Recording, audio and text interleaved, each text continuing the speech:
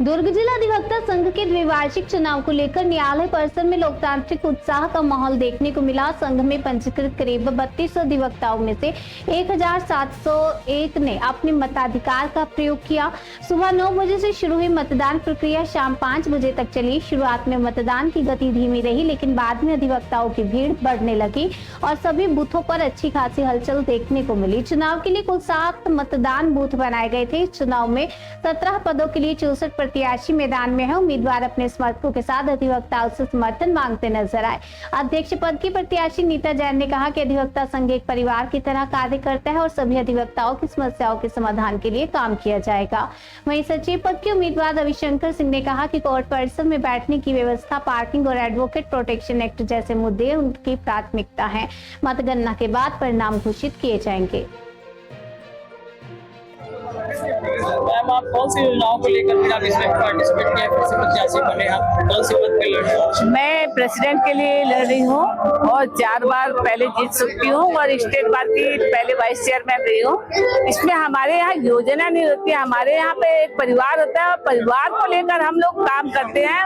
उनकी व्यक्तिगत समस्याएं, उनकी कानूनी समस्याएं, व्यवहारिक समस्याएं सबको ध्यान में रखकर अधिवक्ता हित में कार्य किया जाता है। कितने प्रत्याशी हैं मैम आपके? हमारे यहाँ 8 प्रत्याशी है अध्यक्ष पद के लिए।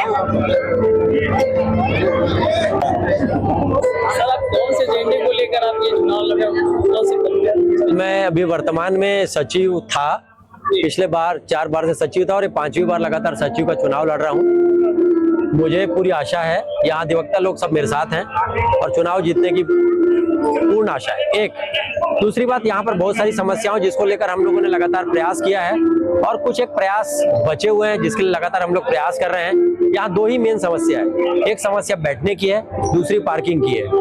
एडवोकेट प्रोटेक्शन एक्ट के लेकर हमने शासन से बात किया, वो भी बहुत जल्दी हल हो जाएगा। उसी समस्या को लेकर मैं 5वीं बार इस लगातार चुनाव मैदान में हूँ। कितने प्रत्याशी आप चुनाव लड़ रहे होंगे? यहाँ टोटल 64 प्रत्याशी है, सभी पदों में है। 1701 वोटर हैं। मेरे पद में 3 प्रत्याशी हैं।